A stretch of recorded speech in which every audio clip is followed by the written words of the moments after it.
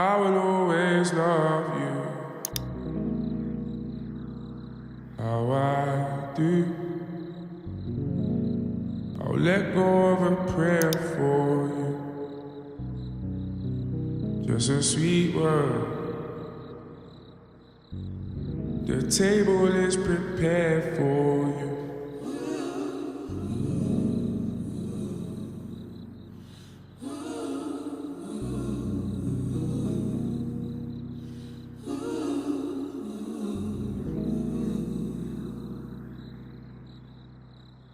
Wishing you Godspeed, glory. There will be mountains you won't move. There's a moment that comes to everyone, usually in the quiet hours when the world settles into stillness. When a question surfaces from somewhere deep inside. What am I really doing here? It's not about location or immediate tasks, but something far more profound. It's the question of purpose. And it has echoed through human consciousness since our earliest ancestors first looked up at the stars and wondered about their place in the vastness. Purpose isn't just a philosophical luxury for those with time to contemplate life's mysteries. It's as fundamental to human well-being as food, shelter, and connection.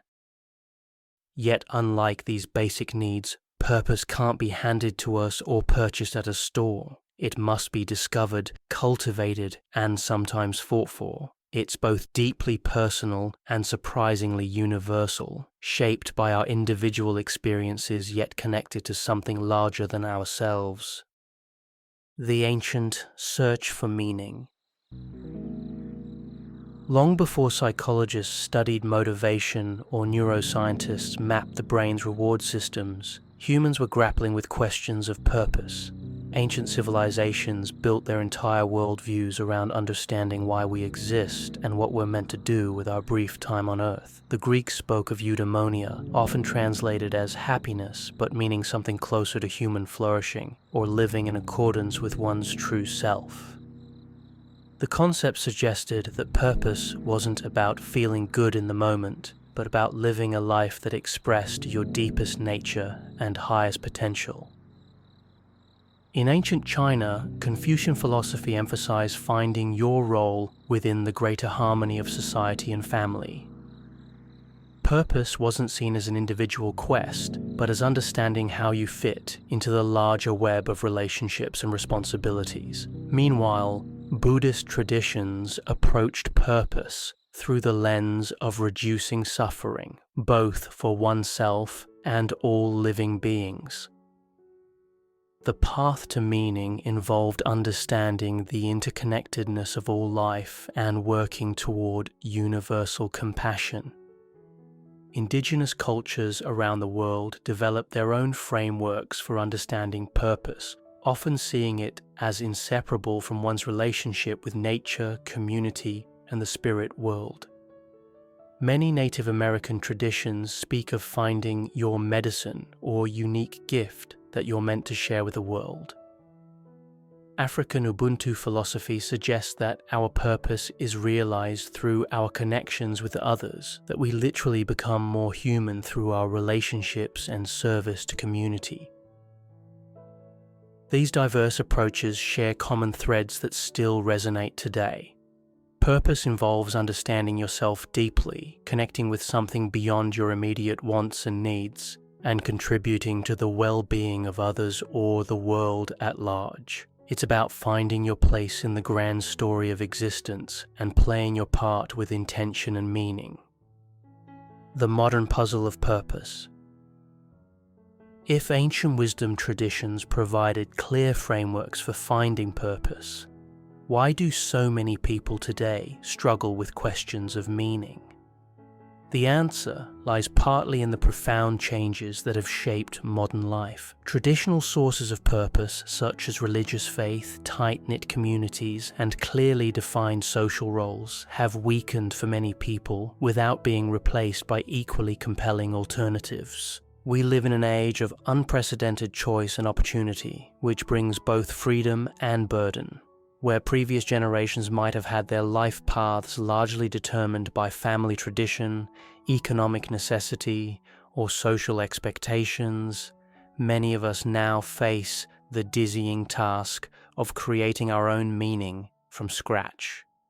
This freedom is precious, but it can also leave us feeling lost and overwhelmed. The pace of modern life adds another layer of complexity. We're constantly bombarded with information, opportunities, and distractions that can make it difficult to pause and reflect on what truly matters to us. Social media presents us with curated glimpses of others' lives, creating pressure to find our own purpose quickly and share it in easily digestible formats.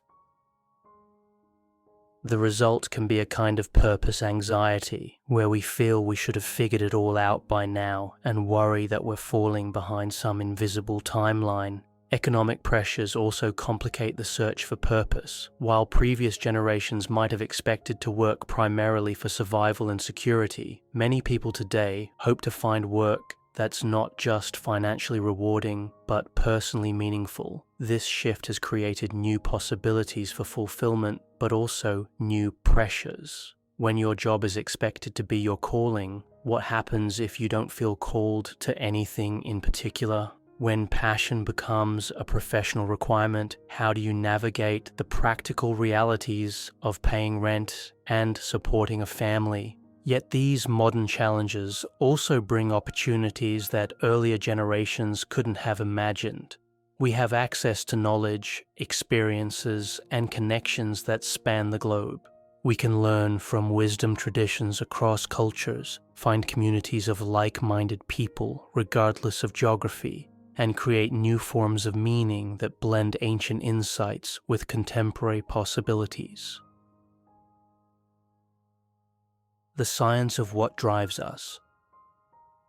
While philosophers and spiritual teachers have long recognized the importance of purpose, scientists have only recently begun to understand the biological and psychological mechanisms that make meaning so crucial to human well-being. Research in psychology, neuroscience, and public health has revealed that having a sense of purpose isn't just nice to have, it's essential for physical and mental health. Studies have shown that people with a strong sense of purpose live longer, have better cardiovascular health, and are less likely to develop Alzheimer's disease and other forms of dementia. They sleep better, have stronger immune systems, and recover more quickly from illness and injury. The effect is so pronounced that some researchers consider purposelessness a public health crisis comparable to smoking or obesity. The psychological benefits are equally striking. People with a clear sense of purpose report higher levels of life satisfaction, resilience in the face of challenges, and overall well-being. They're less likely to experience depression and anxiety, and when they do face mental health challenges, they tend to recover more quickly. Purpose acts as a kind of psychological immune system, helping us weather the inevitable storms of life with greater stability and hope. But what exactly is happening in our brains and bodies when we experience purpose? Neuroscientists have discovered that thinking about our values and long-term goals activates the brain's reward centers in ways that are distinct from other pleasurable experiences. Unlike the quick spike and crash of immediate gratification, purpose-related neural activity creates a more sustained and stable form of positive emotion. Purpose also seems to reduce the chronic stress that underlies many modern health problems. When we feel that our actions are meaningful and connected to something larger than ourselves, our bodies produce fewer stress hormones and inflammatory compounds. This biological shift may explain why purposeful people tend to be healthier and live longer, even when controlling for other factors like socioeconomic status and lifestyle choices. The social dimension of purpose is equally important from a scientific perspective. Humans evolved as deeply social creatures, and our brains are wired to find meaning through connection and contribution to others. Research has shown that pro-social purposes, those focused on helping others or making a positive impact on the world, tend to be more strongly associated with well-being than purely self-focused goals. This doesn't mean that personal growth and achievement can't be meaningful, but rather that sustainable purpose usually involves some element of service or contribution beyond ourselves. We seem to be wired for meaning that connects us to the larger human story, whether through family, community, causes we care about, or creative expressions that touch others' lives. The many faces of purpose. Purpose isn't a one-size-fits-all concept. It manifests differently for different people, and what feels deeply meaningful to one person might leave another cold. Understanding the various forms that purpose can take helps us recognize that there's no single right way to find meaning in life. For some people, purpose is intimately connected to their work or career. These individuals have found ways to align their daily activities with their deepest values and sense of mission. A teacher might find purpose in nurturing young minds and helping shape the next generation. A doctor might be driven by the desire to heal and reduce suffering. An artist might feel called to express truths that can't be captured in ordinary language. For these people, the boundary between work and purpose is blurred in the most positive way. But purpose doesn't require a dramatic career change or a traditionally meaningful profession. An accountant might find deep purpose in helping small businesses thrive and create jobs in their community. A janitor might derive meaning from creating clean, welcoming spaces where others can do their best work. A retail worker might discover purpose in brightening customers' days through genuine kindness and attention. The key isn't the nature of the work itself, but how the person connects their daily activities to something they care about deeply. Family and relationships represent another powerful source of purpose for many people. Parents often describe their children as their greatest source of meaning, finding purpose in nurturing, protecting, and guiding the next generation. But family purpose isn't limited to parents. Someone might find deep meaning in caring for aging parents, supporting siblings through difficult times, or being the family member who keeps everyone connected across distance and time. Friendship and chosen family can be equally purposeful. Being the person others turn to in crisis, creating spaces where people feel accepted and valued, or simply being a consistent source of joy and laughter in others' lives can provide profound meaning. These forms of purpose might not make headlines or generate income, but they create ripple effects of positive impact that extend far beyond what we can see. Creative expression offers another avenue for purpose that can be deeply fulfilling regardless of professional success or recognition. Writing poetry that helps you process life's complexities, painting landscapes that capture moments of beauty, playing music that moves listeners, or crafting objects that bring joy to daily life can all be sources of profound meaning. The creative impulse seems to be connected to our deepest sense of what it means to be human, and many people find that expressing themselves creatively feels like fulfilling a fundamental responsibility to their own nature. Service and social justice represent forms of purpose that focus explicitly on making the world better.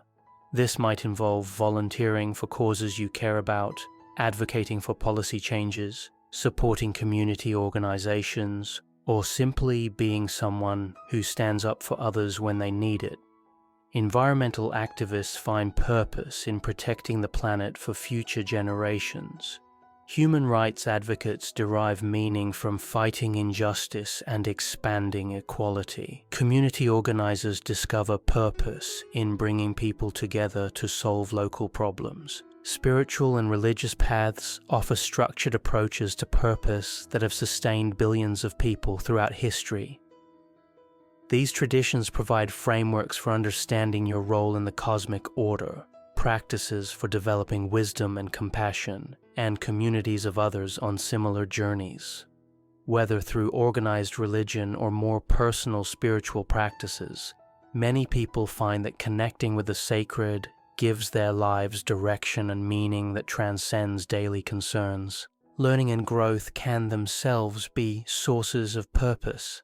Some people are driven by curiosity and the desire to understand how the world works. They might find meaning in continuous education, exploring new ideas, or mastering complex skills. This form of purpose recognizes that human beings are learning creatures, and that expanding our understanding and capabilities can be deeply fulfilling in itself. The journey of discovery. Finding your purpose isn't usually a dramatic moment of revelation, despite how it's often portrayed in movies and motivational speeches. For most people, it's more like a gradual awakening, a slow process of paying attention to what energizes you and what drains you, what you care about deeply and what leaves you indifferent.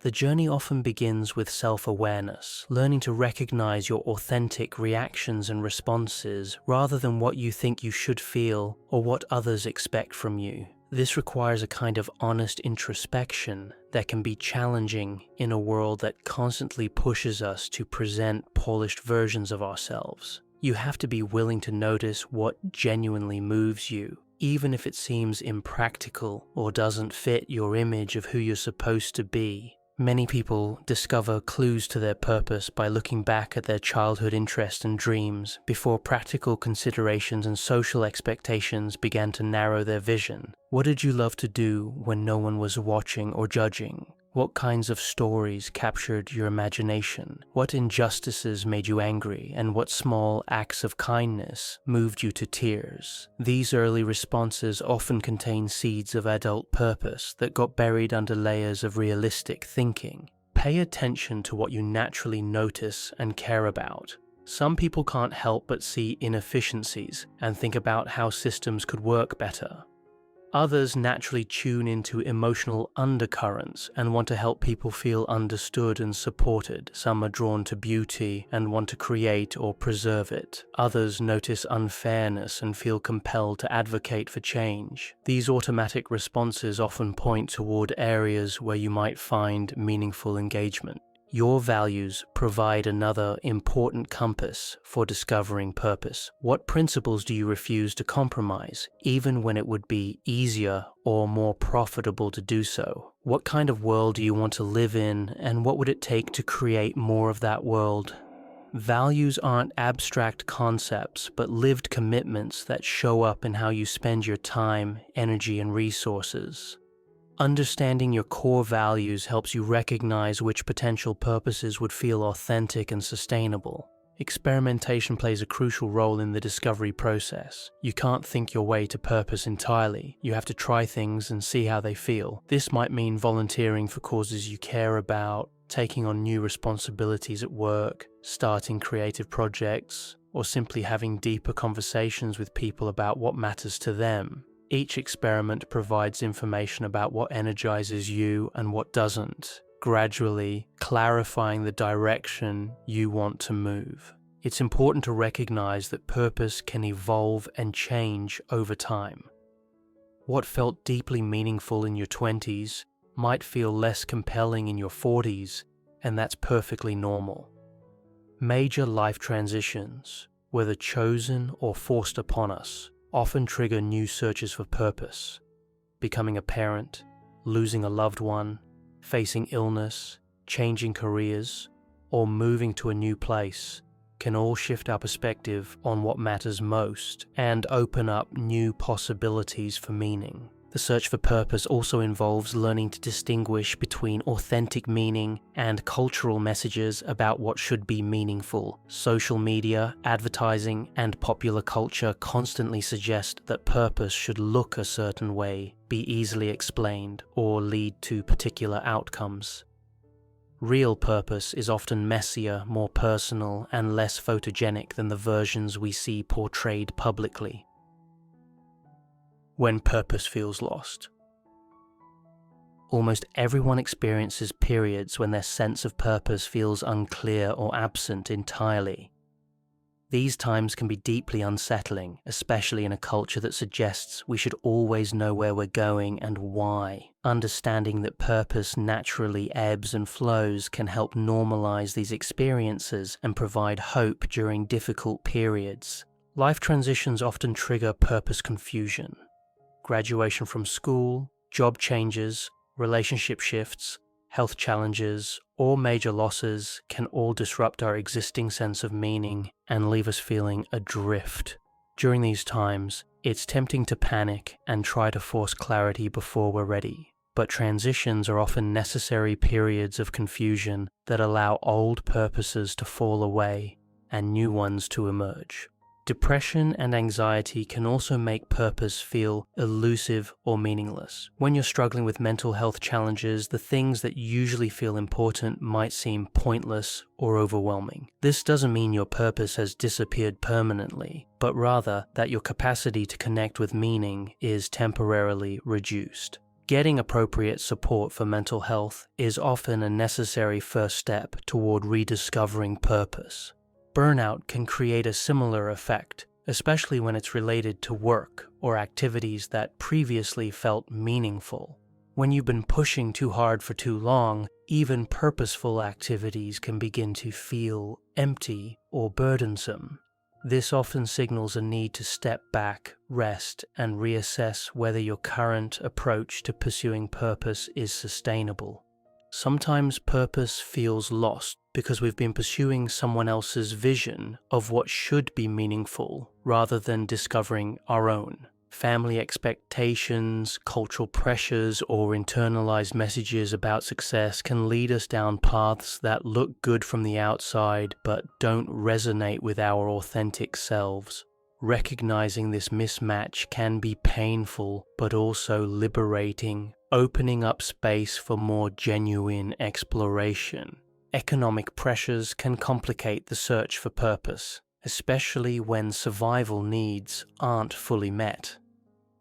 It's difficult to contemplate higher meaning when you're worried about paying rent or feeding your family. This doesn't mean that people in difficult financial situations can't find purpose, but it does mean that addressing basic security needs is often a prerequisite for deeper exploration. During periods when purpose feels unclear, it can be helpful to focus on smaller acts of meaning rather than trying to solve the big questions all at once. Being present for a friend in need, creating something beautiful, learning a new skill, or simply treating yourself and others with kindness can provide small doses of purpose that gradually build toward larger clarity. It's also important to remember that not knowing your purpose doesn't make you a failure or mean you're behind in life. The search for meaning is often lifelong, and periods of uncertainty can be just as valuable as times of clear direction. Questions and confusion can open us up to possibilities we might have missed if we'd been too sure of our path. Purpose across cultures. While the human need for purpose appears to be universal, the ways that different cultures understand and pursue meaning vary dramatically. Exploring these different approaches can expand our own thinking about what purpose might look like and help us recognize assumptions we might not even realize we carry. Western individualistic cultures tend to emphasize personal fulfillment and self-actualization as the primary paths to purpose. The narrative of following your passion or finding your calling assumes that meaning comes primarily from within and that the goal is to discover and express your unique individual nature. This approach has created space for tremendous creativity and personal freedom, but it can also lead to anxiety and isolation when people feel pressure to figure out their unique purpose on their own. Many Eastern cultures place greater emphasis on purpose that emerges from understanding your role within larger systems and relationships. In Confucian societies, purpose often involves fulfilling your responsibilities to family, community, and society in ways that create harmony and mutual benefit. This doesn't mean individual desires are ignored, but rather that personal fulfillment is seen as inseparable from collective well-being. Indigenous cultures around the world often view purpose as emerging from relationship with the natural world and spiritual dimensions of reality. Many Native American traditions speak of receiving your purpose through vision quests, dreams, or guidance from elders and spiritual teachers. The individual's purpose is understood as part of a larger web of relationships that includes not just human community but animals, plants, ancestors, and future generations. African Ubuntu philosophy offers another perspective, suggesting that we become fully human through our relationships with others. Purpose isn't something you discover in isolation, but something that emerges through community engagement and mutual responsibility. The phrase "I am because we are" captures this understanding that individual meaning is inseparable from collective flourishing. Some Buddhist traditions approach purpose through the lens of reducing suffering for all sentient beings. Personal fulfillment isn't the primary goal. Rather, purpose comes from developing wisdom and compassion that can benefit the entire web of life. This perspective can free people from the pressure of finding their own special calling while providing a clear framework for meaningful action. Many Latin American cultures emphasize familismo, the idea that family relationships are central to identity and purpose. Individual goals are often evaluated in terms of how they affect the extended family, and purpose frequently involves contributing to family well-being and honoring the sacrifices of previous generations. Religious traditions offer structured approaches to purpose that have sustained billions of people throughout history. Christianity emphasizes love of God and neighbor as the highest purpose. Islam speaks of serving as Khalifa, or stewards of creation. Judaism focuses on tikkun olam, repairing the world through ethical action. Hinduism describes multiple paths to purpose, including devotion, service, knowledge, and meditation. These different cultural approaches aren't mutually exclusive, and many people today draw from multiple traditions in developing their own sense of purpose. The key insight is that there are many valid ways to understand and pursue meaning, and what works for one person or culture might not work for another. Recognizing this diversity can free us from narrow definitions of what purpose should look like and open us up to approaches we might not have considered. The dark side of purpose. While purpose is generally beneficial for well-being and health, it's important to acknowledge that the pursuit of meaning can sometimes go wrong. Understanding these potential pitfalls can help us pursue purpose in healthier and more sustainable ways. Purpose can become problematic when it turns into a rigid ideology that blinds us to other perspectives or leads to harmful actions. History is full of examples of people who were absolutely convinced of their righteous purpose but caused tremendous suffering in pursuit of their goals. This happens when purpose becomes disconnected from wisdom, compassion, and humility, transforming from a guide for growth into a justification for harmful behavior. The pressure to find your purpose can itself become a source of stress and inadequacy. When purpose is treated as a requirement for a meaningful life rather than one possible path among many, people can feel defective if they haven't discovered their calling. This purpose anxiety can actually interfere with the natural process of discovering meaning by creating too much pressure and self-consciousness. Purpose can also become a form of spiritual materialism, where the search for meaning becomes another achievement to accumulate rather than a genuine opening to service and growth. Social media has intensified this tendency, creating pressure to have a photogenic purpose that can be easily explained and shared. When purpose becomes performative, it loses much of its authentic power to guide and sustain us. Workaholism often masquerades as purposeful living, especially in cultures that highly value productivity and achievement. Someone might believe they're pursuing their calling when they're actually avoiding other aspects of life through obsessive focus on work or causes. True purpose typically leads to greater balance and integration rather than compulsive behavior that ignores other important needs and relationships. Purpose can become destructive when it's pursued without regard for personal limitations or the well-being of others. The helper who burns out from trying to save everyone, the activist who destroys their health fighting for causes, or the parent who loses their own identity in service to their children are all examples of purpose that has become unbalanced and unsustainable. Another potential problem arises when purpose is used to avoid dealing with personal issues or difficult emotions. Someone might throw themselves into helping others or changing the world as a way to avoid facing their own pain, trauma, or unresolved conflicts. While service can certainly be healing, it shouldn't be used as a substitute for necessary personal work. The comparison trap can also corrupt the search for purpose. When we constantly measure our sense of meaning against others' purposes, we can lose touch with what authentically matters to us. This is particularly challenging in an age of social media where we're constantly exposed to curated versions of others' meaningful lives. Finally, purpose can become problematic when it's too narrow or excludes important aspects of human experience. Someone who finds their sole source of meaning in their career might be devastated by retirement or job loss. Someone whose entire purpose revolves around their children might struggle when those children grow up and leave home. Healthy purpose often includes multiple sources of meaning and maintains some flexibility as life circumstances change. Recognizing these potential problems doesn't mean we should avoid pursuing purpose, but rather that we should approach it with wisdom, balance, and humility.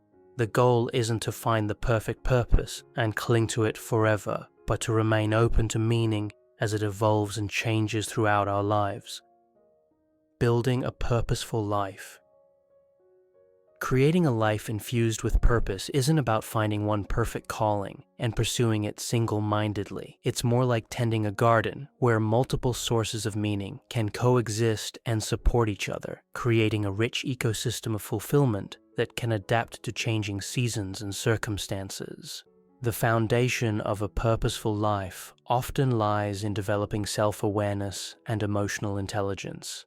This means learning to recognize your authentic responses and preferences rather than what you think you should feel. It involves understanding your strengths and limitations, your values and priorities, and the patterns that tend to energize or drain you. This kind of self-knowledge doesn't happen overnight but develops through consistent attention to your inner experience. Building strong relationships is another crucial element of purposeful living. Humans are social creatures, and our sense of meaning is often deeply connected to our ability to love and be loved, to support and be supported by others. This doesn't necessarily require a large social network, but it does require some genuine connections where you can be authentic and vulnerable. These relationships often become both sources of purpose in themselves and support systems that help you pursue other meaningful goals. Developing skills and competencies that align with your interests and values creates opportunities for purpose to manifest in practical ways. This might involve formal education, but it can also happen through self-directed learning, apprenticeships, volunteering, or simply practicing things you care about. The key is building capabilities that allow you to contribute meaningfully to areas you find important. Regular reflection and introspection help you stay connected to your evolving sense of purpose. This might involve journaling, meditation, prayer, therapy, or simply setting aside time to think about your life direction without the pressure of immediate decisions. These practices help you notice when your current path is feeling less meaningful and when new possibilities might be emerging. Experimentation and willingness to try new things keep your sense of purpose dynamic and growing. This might mean volunteering for new organizations, taking classes in subjects that interest you, starting creative projects, or simply having deeper conversations with people whose lives and work you admire. Each experiment provides information about what resonates with you and what doesn't.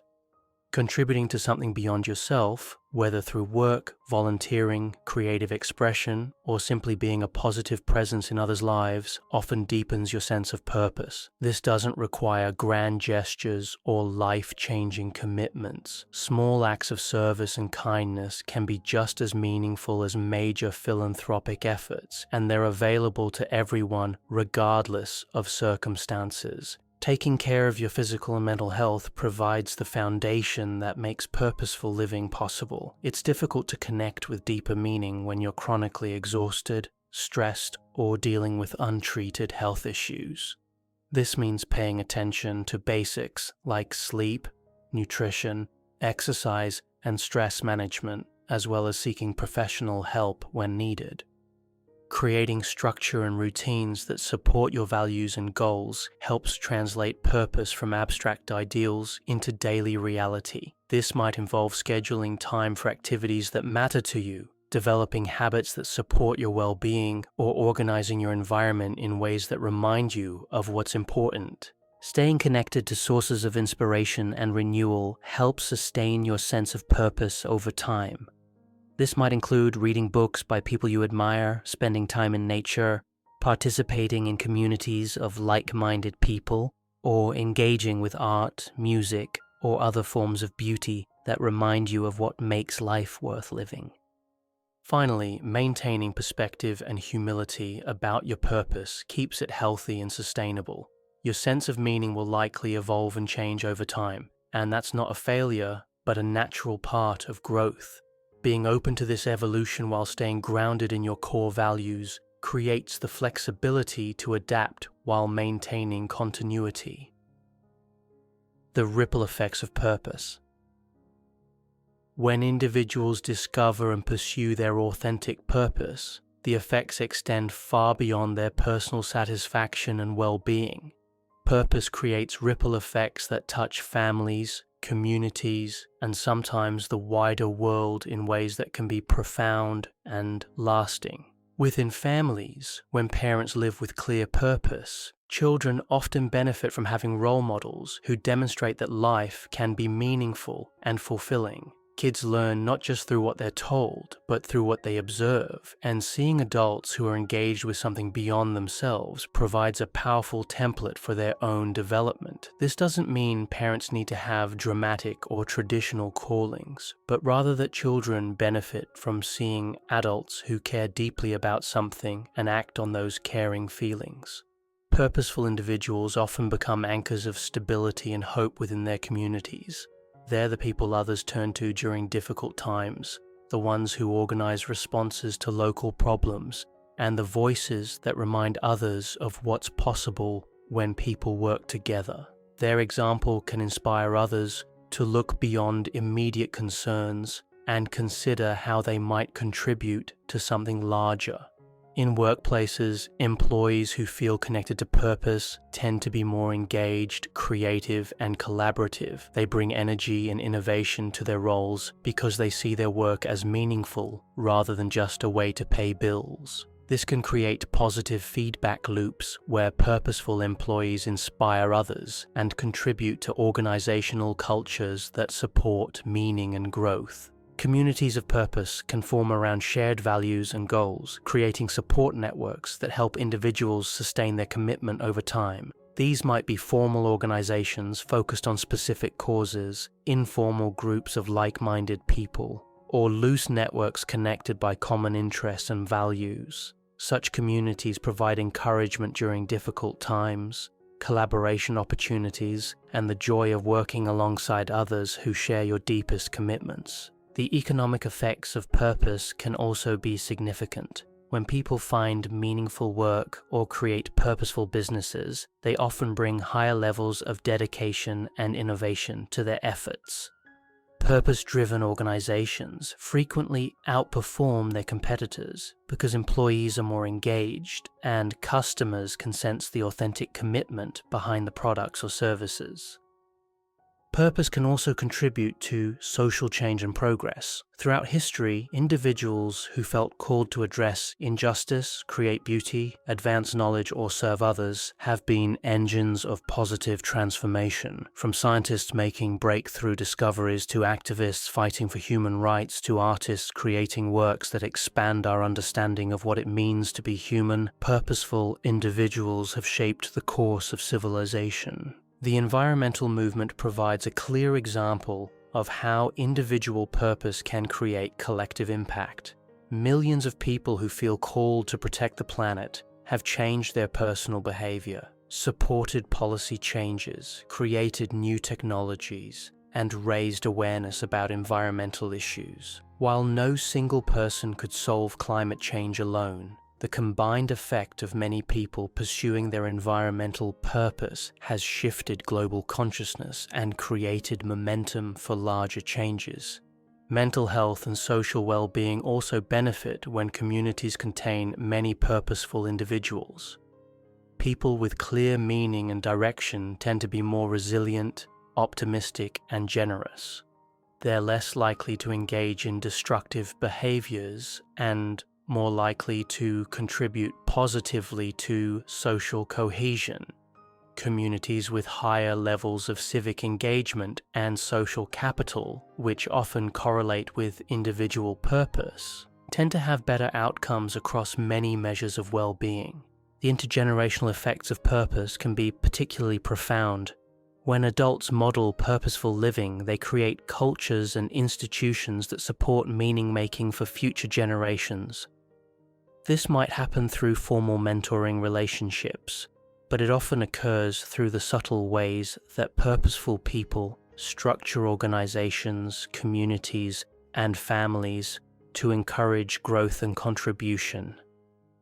Understanding these ripple effects can provide additional motivation for pursuing purpose, especially during times when individual meaning feels elusive, even when you can't clearly see your own path forward.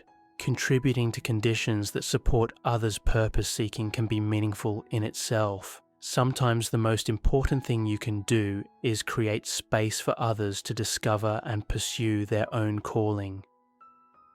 Finding your own way. After exploring purpose from many angles, the question remains, how do you find your own unique path to meaning? While there's no universal formula, there are some practical approaches that can help you navigate this deeply personal journey. Start by paying attention to what captures your attention and stirs your emotions. Notice what you find yourself thinking about during quiet moments. What kinds of stories in the news affect you most deeply? And what aspects of others' lives you find yourself admiring or envying? These automatic responses often contain clues about what matters to you, even when you haven't consciously identified it as important. Look for patterns in your past experiences of meaning and engagement. When have you felt most alive and energized? What activities make you lose track of time? When have you felt proud of yourself, not just for achieving something, but for who you were being in the process? These moments of authentic engagement often point toward areas where you might find sustainable purpose. Consider your natural talents and abilities, not just the ones that are professionally valuable, but all the ways you naturally contribute to the world. Maybe you're the person who remembers everyone's birthday, who can explain complex ideas simply, who notices when someone is struggling, or who can find humor in difficult situations. These gifts often suggest ways you might serve others and find meaning. Think about the problems in the world that bother you most. What injustices make you angry? What inefficiencies frustrate you? What suffering moves you to tears? Often our deepest purposes emerge from wanting to address problems we see clearly because of our particular perspective and experience. You don't have to solve global problems to make a meaningful contribution. Sometimes the most important work happens in addressing issues that others might overlook. Experiment with different ways of contributing and see how they feel. Volunteer for causes you care about, even if you're not sure they're your life's calling.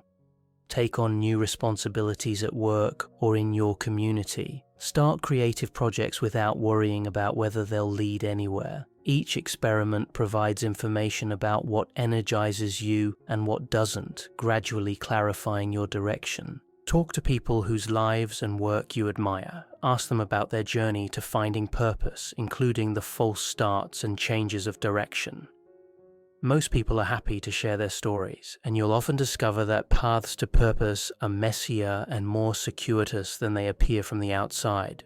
These conversations can also help you see possibilities you hadn't considered. Pay attention to your values in action, not just in theory. What principles do you actually live by when making difficult decisions? What would you refuse to compromise even if it cost you something important? Your lived values provide a compass for evaluating potential purposes and ensuring that whatever path you choose will feel authentic and sustainable. Be patient with the process and resist the pressure to have everything figured out immediately. Purpose often emerges gradually through engagement with life rather than through pure reflection. Sometimes you have to start moving in a direction that feels approximately right and trust that clarity will come through action rather than waiting for perfect certainty before you begin.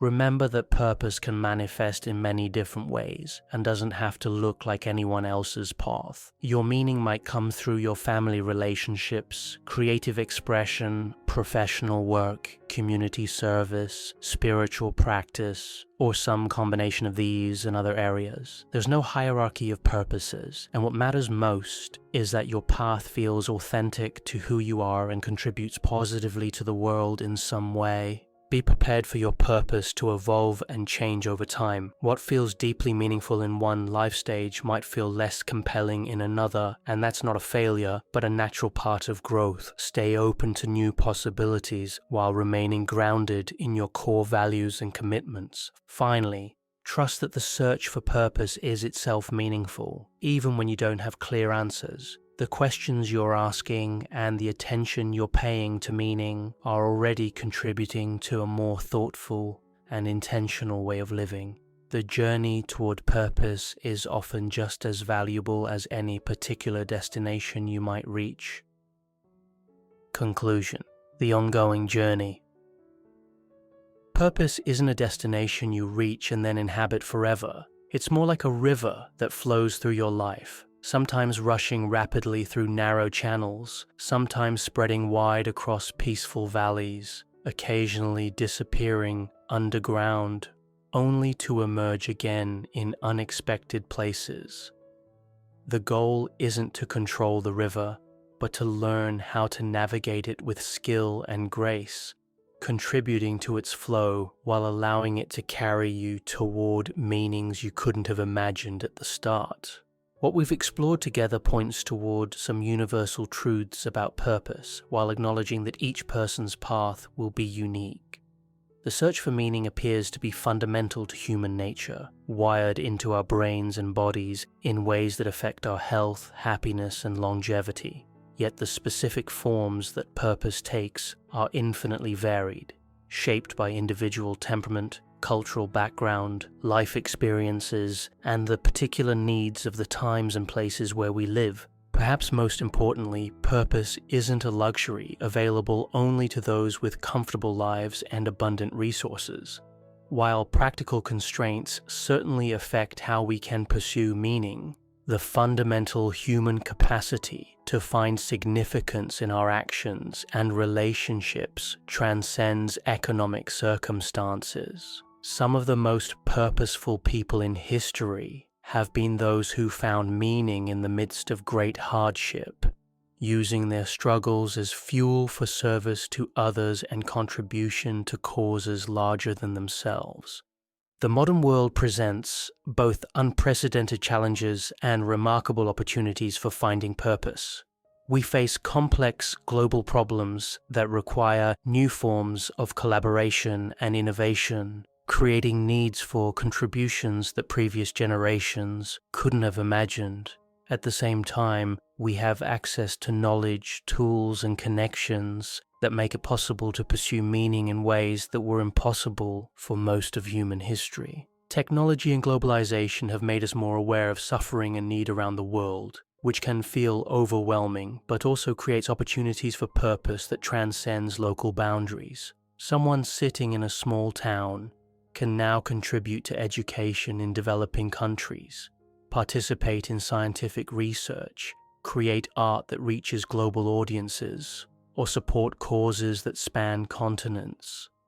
The potential for meaningful impact has never been greater, even as the scale of challenges we face continues to grow.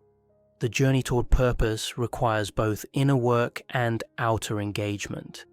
You need to understand yourself deeply enough to recognize what authentically matters to you, but you also need to engage with the world sufficiently to discover how your unique gifts and concerns can contribute to something beyond yourself. Neither pure introspection nor unreflective action is sufficient. Purpose emerges from the creative tension between knowing yourself and serving others. This balance becomes particularly important in navigating the inevitable challenges and setbacks that accompany any meaningful pursuit. Purpose doesn't protect us from difficulty, failure, or loss, but it does provide a framework for understanding these experiences as part of a larger story rather than meaningless suffering. When you're connected to something beyond your immediate comfort and convenience, you can weather storms that might otherwise feel devastating. The relationship between purpose and happiness is complex and often misunderstood. Purpose doesn't guarantee constant joy or eliminate all forms of dissatisfaction. In fact, purposeful people often experience deep sadness about problems they care about solving and frustration with the pace of progress on issues that matter to them. But this is a different kind of suffering than the existential emptiness that comes from feeling that nothing you do really matters. It's the suffering of love rather than the suffering of meaninglessness. Purpose also doesn't require you to sacrifice all personal pleasure or ignore your own needs in service of higher goals.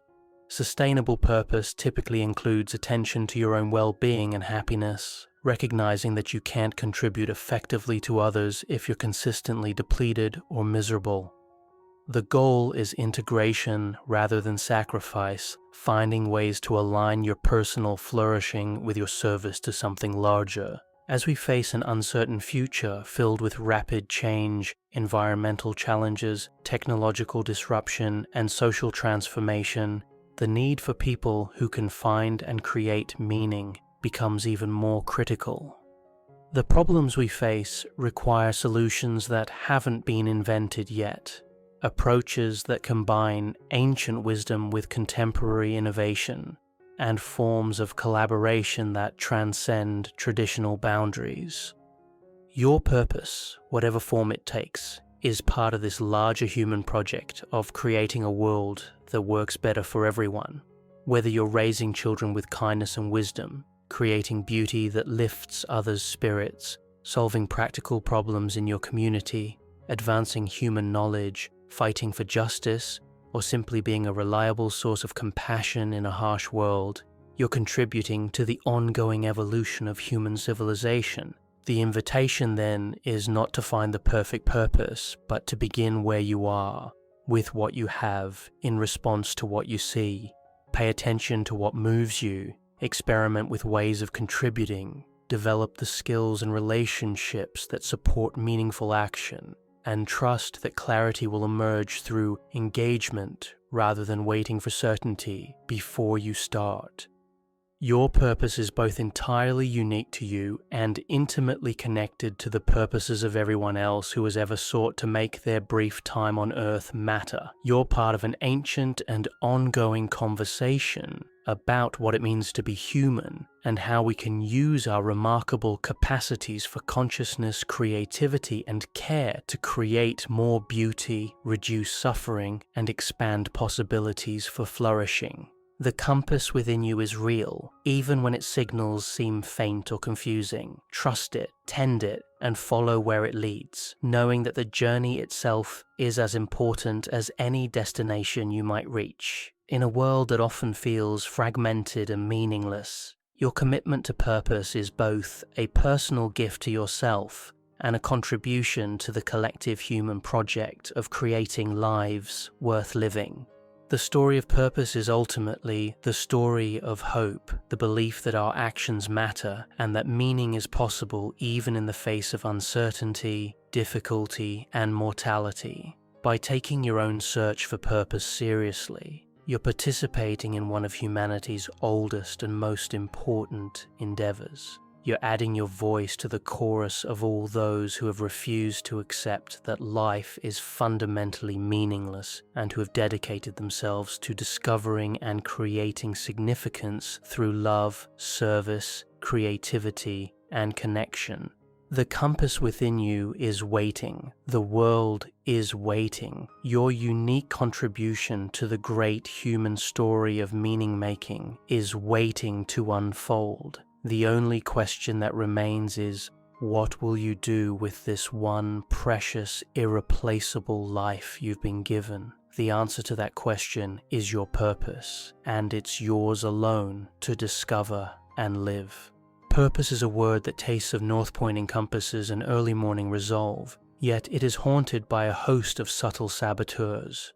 Among them, boredom wears the plainest mask.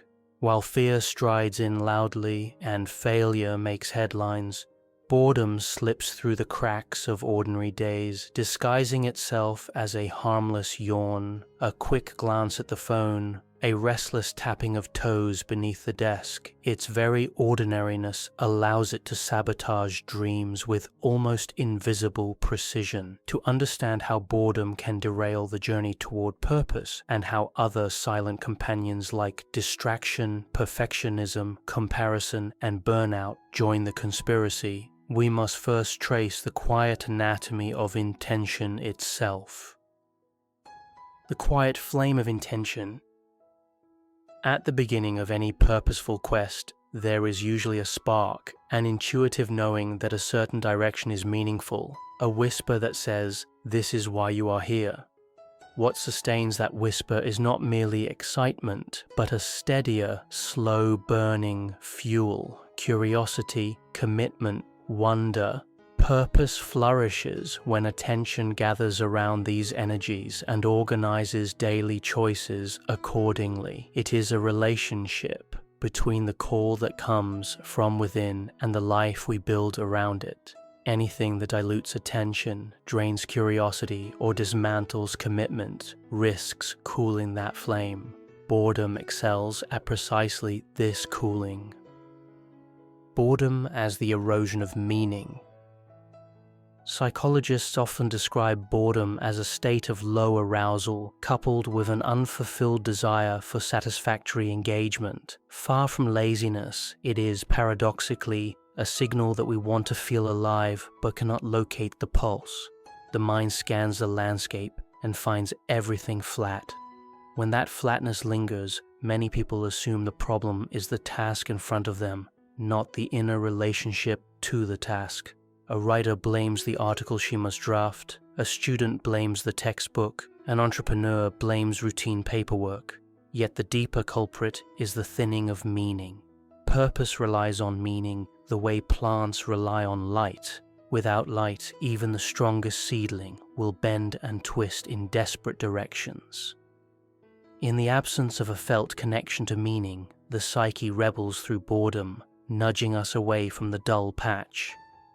If we do not notice the underlying message, we do not course correct. Instead, we numb the feeling with diversion. It is here that boredom becomes more than a symptom. It becomes an engineer of detours. Detours designed by boredom. Imagine an artist who once painted each morning before sunrise because those hours shimmered with promise.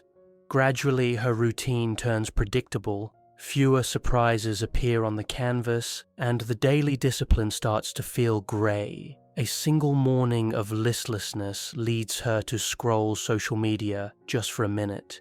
That minute becomes 20. The paint dries on the palette. Over days, then weeks, the scroll returns whenever the first flicker of boredom appears. The longer she scrolls, the smaller her tolerance for that first uneasy flicker becomes. Eventually, The boredom born from a disconnection to deeper curiosity has rewritten her habits. What was once a purposeful dawn ritual is now a fractured series of digital grazing sessions punctuated by guilt. The story is common because boredom rarely travels alone. It pairs with modern distraction technology like wind pairs with leaves. Each time we escape into surface stimulation, we reinforce a neural pathway that says boredom must never be tolerated. Yet creativity, mastery, and self-understanding all require some interim periods of emptiness, stretches of stillness where ideas can gestate. If emptiness is immediately patched over by trivial entertainment, the mind never descends to the depth where purpose waits. Eventually, purpose itself dims, no longer buffered by sustained attention. Boredom versus flow. Mihaly Csikszentmihalyi's research into flow states reveals another angle. Flow arises when challenge and ability intersect in balanced tension. Too much challenge produces anxiety. Too little produces boredom. In a flow state, the feeling of time alters, actions feel effortless even when demanding, and a sense of meaningful momentum floods consciousness. Purpose thrives in such states because the doer feels both stretched and engaged. If the scale tips into tedium, skills exceeding challenge, boredom returns. The brain hungers for novelty and learning. Without them, it unplugs from the present moment. Over the long term, chronic boredom whispers a skeptical narrative. Maybe this work no longer matters. Maybe nothing really matters. That nihilistic undercurrent corrodes self-trust and, by extension, purpose. The hidden invitation inside boredom. Yet boredom is not purely antagonist. Carl Jung reminded us that neurotic symptoms often contain a message in a bottle. Boredom can serve the same function, asking whether the routine truly aligns with values, whether growth has stalled, or whether the imagination needs fresh soil. If treated as information rather than irritation, boredom can prompt recalibration. The artist might choose to experiment with a new palette, study a different genre, or mentor a beginner. Each choice renews complexity just enough to restore flow. Purpose, then, is protected not by fleeing boredom, but by conversing with it until its instructions are heard. Other shadows on the path to purpose. While boredom may be the stealthiest saboteur, other forces often partner with it. They form a constellation of inner and outer pressures that, together, can bend the compass needle. Fear and anxiety. Fear is boredom's louder cousin. Whereas boredom persuades us that nothing matters, fear convinces us that everything matters too much. Fear of failure, rejection, and even success can paralyze action. Purpose asks for risk, the risk of vulnerability, experimentation, and sometimes public misunderstanding. Anxiety whispers that these risks will end badly. As muscles tighten and imagination catastrophizes, the purposeful act is postponed until I'm ready. Readiness never arrives because readiness is born only in the doing. Perfectionism. If fear says, "do not step forward," perfectionism adds, "unless you can guarantee flawless results." Perfection is a mirage. Pursuing it drains creative energy into endless micro-tweaks. The manuscript is never finished, the business plan never launched, the new skill never practiced in public. Purpose, however, is evolutionary. It advances through iterative acts, each one imperfect and instructive. When perfectionism rules, we lose that evolutionary momentum and languish in theoretical excellence. Distraction and digital saturation. Modern life offers an endless buffet of dopamine snacks, notifications, videos, news feeds. Each click interrupts the sustained attention purpose requires. Where earlier generations fought only external interruptions, doorbells, ringing telephones, we now carry an entire carnival in our pockets. The cost is not merely time, but the depth of thought. Purposeful insights often surface after uninterrupted contemplation.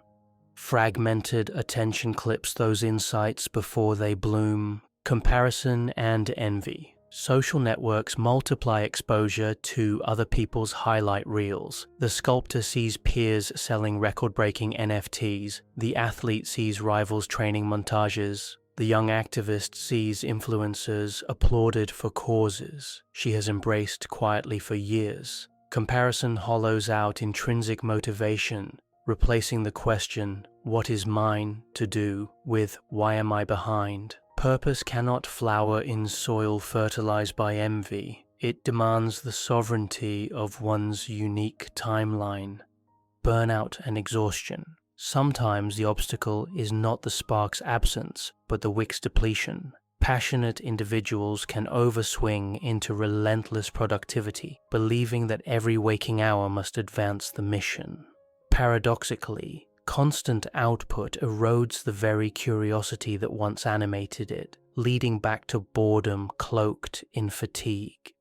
Genuine purpose integrates renewal, sleep, play, connection, acknowledging that a human being is not a machine made only for output. Unresolved trauma and inner critic. Past wounds, especially those inflicted during formative years, can morph into unconscious scripts. I am not worthy. People like me never succeed. Desire leads to disappointment. Whenever purpose tries to expand, these scripts tighten their grip. The inner critic, acting as the trauma's spokesman, belittles aspirations until such wounds are tended through therapy, reflection, or mindful self-compassion. They remain invisible tripwires across the road to fulfillment. Lack of self-knowledge. Occasionally the problem is simply that purpose has been adopted rather than discovered. A child praised for storytelling might assume she is destined to become a novelist, when in truth, her deeper fascination lies in healing animals. Without periodic self-inquiry, our goals can calcify around outdated self-images. Midway through life, boredom then erupts as the psyche's protest. This story no longer fits. Materialism and external metrics.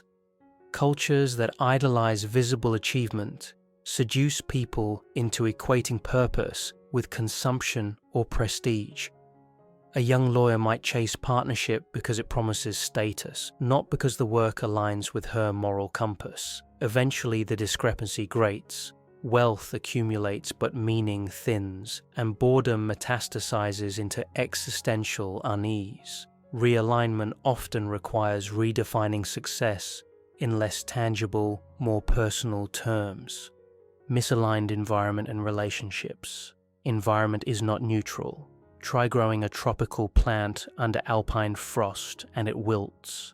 Likewise, creative ideas can wither in cynical settings. Friends or family who belittle risk take the wind from experiments. Office cultures that reward conformity punish innovative leaps. If one's surroundings constantly dampen enthusiasm, boredom becomes both refuge and shield from disappointment. Adjusting the environment, finding mentors, communities, or simply a different physical workspace can reignite purpose's ember. Fragmented multitasking. Many pride themselves on juggling tasks, yet neuroscience shows the brain merely toggles rapidly, losing efficiency with each switch. Purposeful projects usually involve complex cognitive synthesis. Multitasking scatters those threads across too many loom pins. The tapestry never weaves. Incomplete fragments feel monotonous, feeding the cycle of boredom that began with scattered attention. Weaving the path forward. If boredom and its allies undermine purpose by diluting attention, draining curiosity, and eroding commitment, the antidotes must address those three pillars. Rekindling attention begins with rituals that protect mental space, allocating device-free hours, practicing single-task immersion, walking without earbuds so that the senses reacquaint themselves with subtle details. In such stillness, boredom may initially flare, but if one breathes through the restlessness, a deeper wave arrives. Imagination. The seemingly empty interval becomes fertile soil. writers through history have praised the daily walk, the staring out the window hour, the lab bench silence before discovery. These are incubators where purpose germinates. Curiosity can be restored by deliberate novelty. Read outside the field, travel to unfamiliar neighborhoods, converse with people whose backgrounds differ drastically. When the mind collects cross-pollinating stimuli, it begins connecting dots in original ways. Often it is not grand epiphanies, but small sparks, an idea from a jazz solo applied to software design that chase boredom away. Commitment strengthens when values are articulated and revisited. A simple practice is to draft a personal mission statement, not as a corporate slogan, but as a living paragraph, describing why one's work matters to the world and to the soul. Read it each morning. When monotony creeps in, the statement reminds the psyche of its larger frame. Over time, the statement itself will evolve, evidence that purpose is a verb more than a noun. Embracing imperfection and process. Because perfectionism halts momentum, cultivating a draft mentality is useful.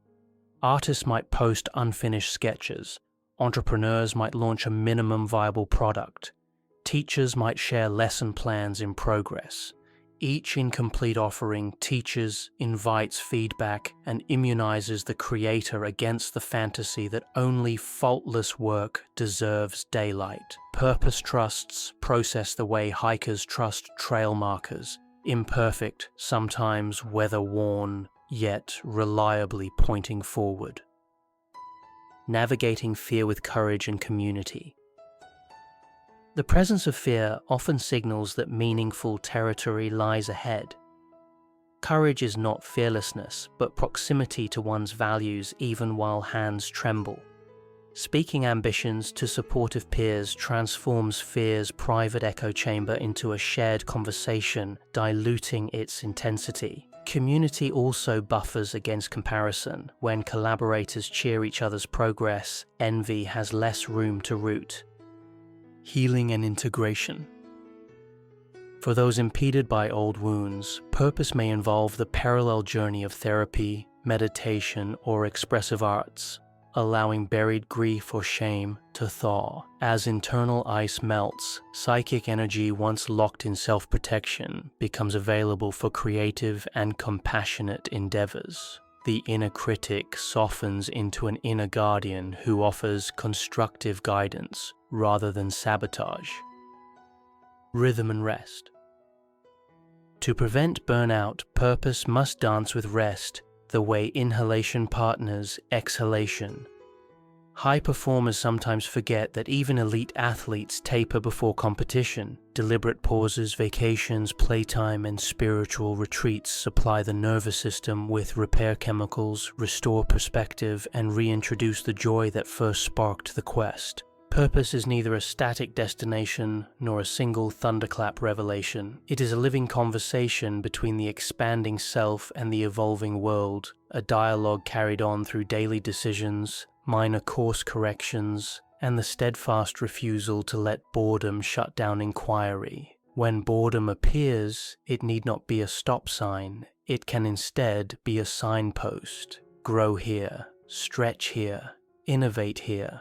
In learning to distinguish between the fatigue of genuine overuse and the restlessness of understimulation, we reclaim boredom's hidden gift, its capacity to point us back toward vibrancy.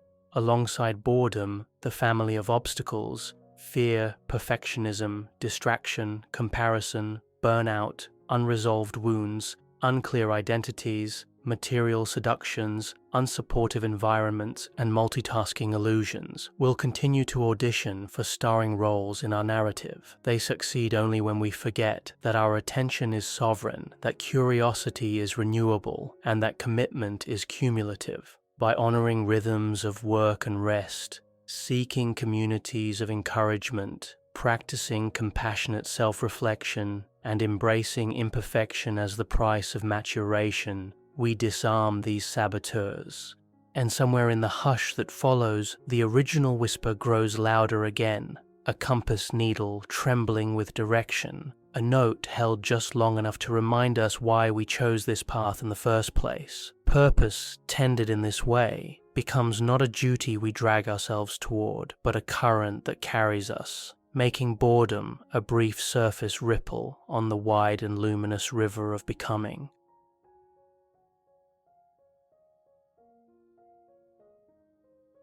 The modern world has developed an almost religious obsession with the phrase, "follow your passion." Walk into any bookstore, scroll through social media, or attend a graduation ceremony, and you'll be bombarded with this seemingly inspirational mantra. Young people are told to pursue what sets their hearts on fire, to chase their dreams regardless of practical considerations, and that happiness will inevitably follow if they just discover and pursue their true passion.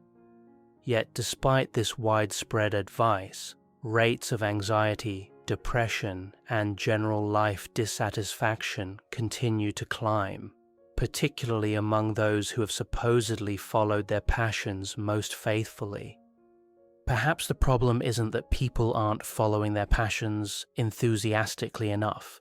Perhaps the problem is that we've fundamentally confused passion with purpose, treating them as interchangeable when they are, in fact, quite different beasts entirely. This confusion has led countless individuals down paths that promise fulfillment but deliver disappointment, creating a generation that mistakes temporary excitement for lasting meaning. The distinction between passion and purpose isn't merely academic, it's the difference between a life built on shifting sands and one constructed on bedrock.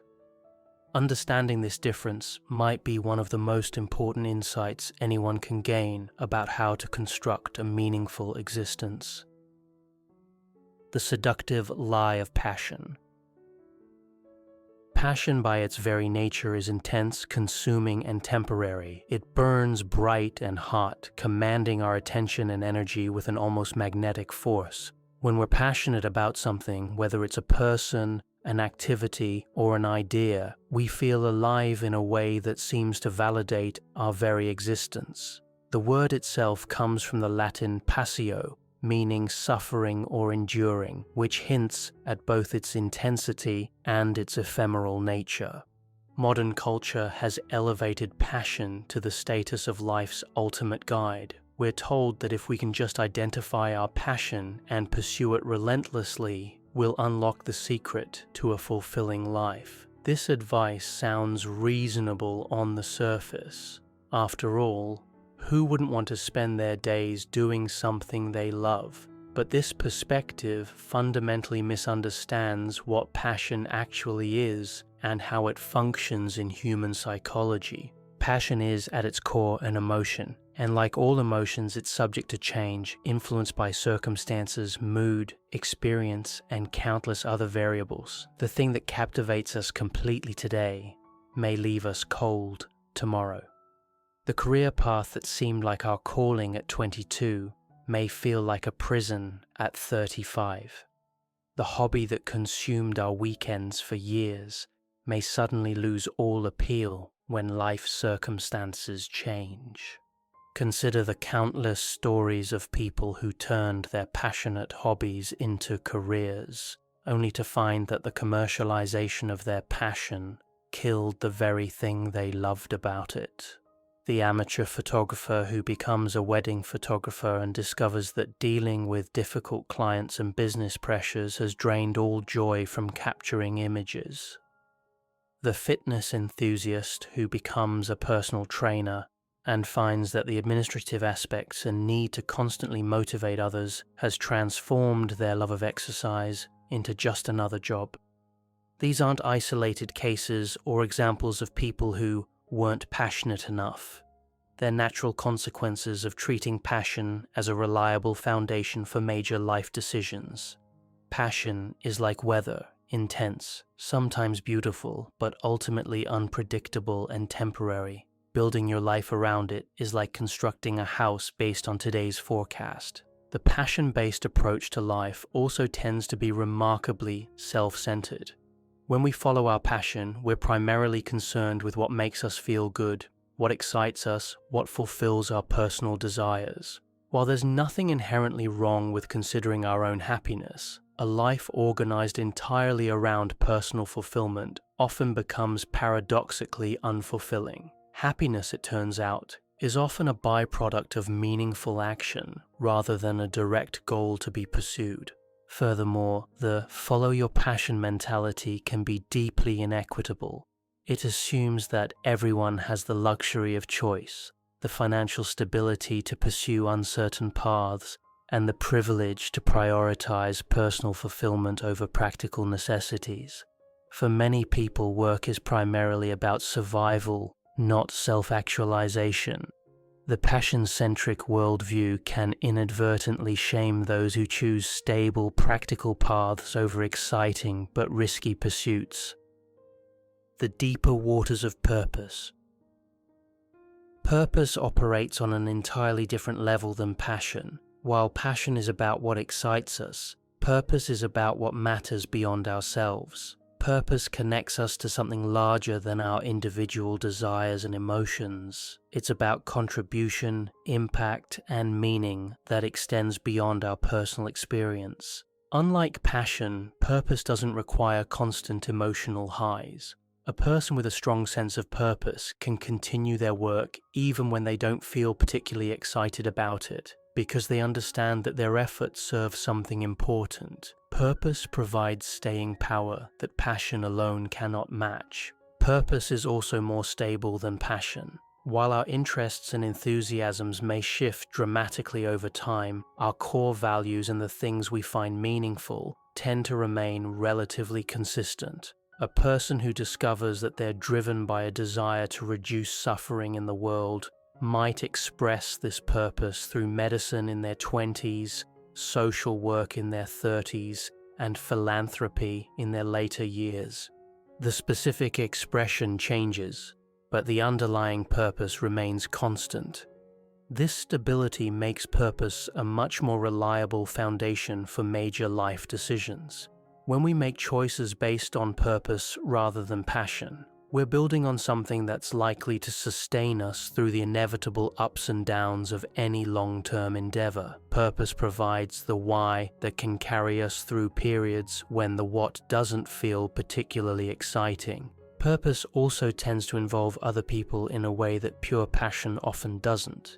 While passion can be entirely self-contained, we can be passionate about collecting stamps or solving puzzles. Purpose almost always involves some form of service or contribution to others. This outward focus is crucial because humans are fundamentally social beings who find meaning through connection and contribution. The research supports this distinction. Studies consistently show that people who report high levels of meaning in their lives aren't necessarily those who are most excited about their daily activities, but rather those who feel their efforts contribute to something important beyond themselves. They may not love every aspect of their work, but they understand how their work fits into a larger picture that matters to them. The confusion in practice. The conflation of passion and purpose has created widespread confusion about how to build a meaningful life.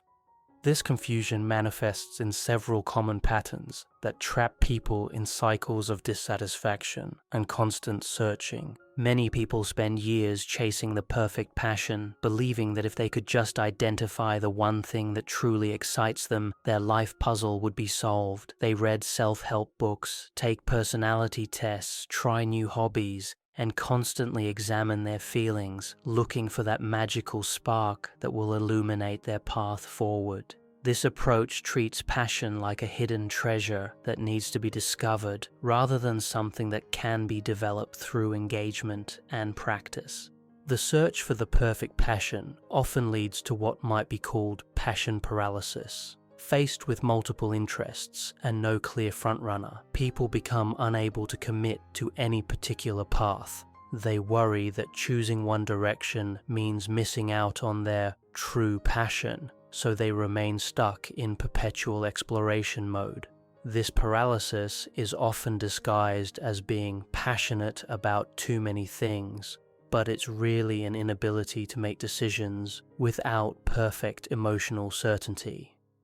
Another common pattern is passion hopping, jumping from one intense interest to another whenever the initial excitement wears off. The person who spends 6 months obsessed with photography, then pivots to learning guitar, then becomes fascinated with entrepreneurship, then discovers meditation.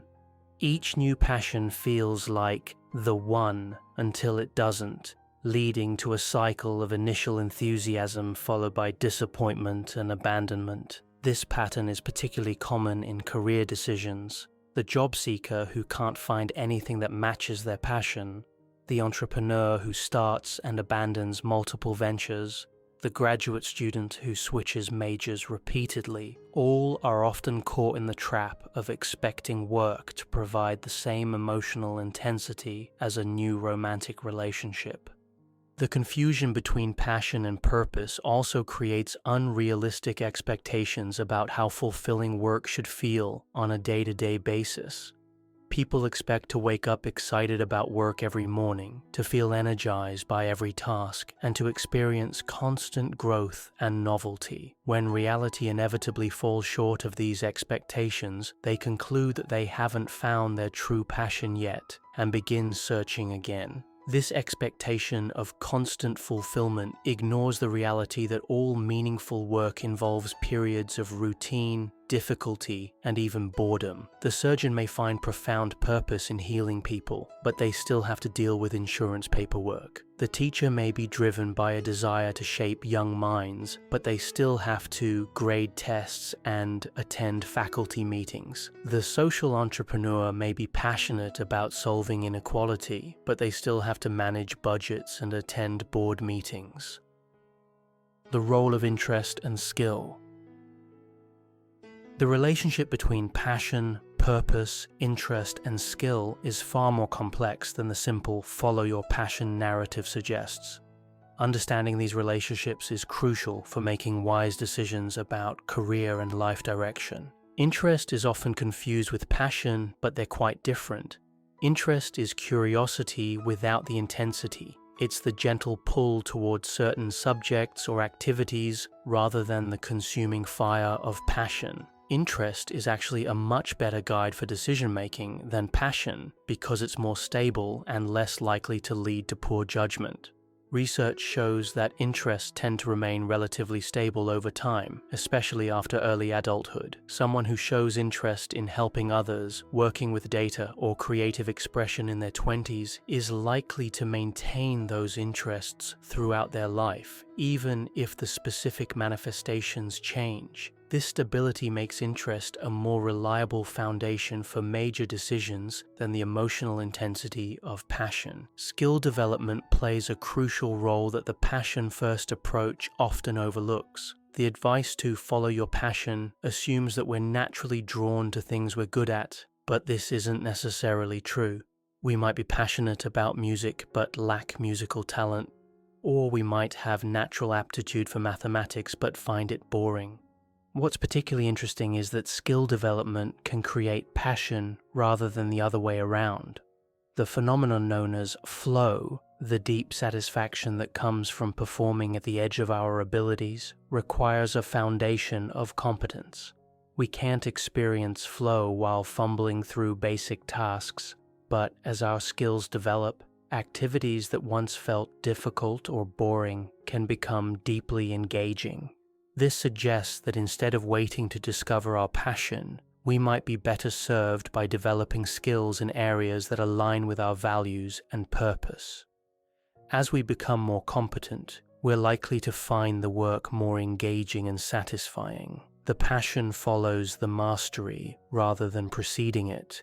The craftsman mentality popularized by writer Cal Newport flips the traditional passion-first approach on its head. Instead of asking, "What can the world offer me?" it asks, "What can I offer the world?" This perspective focuses on developing valuable skills and using them to contribute meaningfully, trusting that satisfaction will emerge from competence and contribution rather than from pursuing exciting feelings. The economics of meaning. The passion-focused approach to career and life decisions often ignores practical economic realities, which can ultimately undermine the very fulfillment it promises to deliver.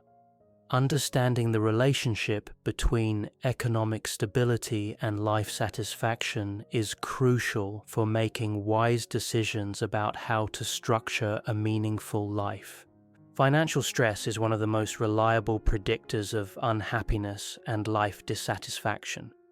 When people are worried about paying rent, affording healthcare, or saving for retirement, it's difficult to focus on higher-order concerns like meaning and purpose.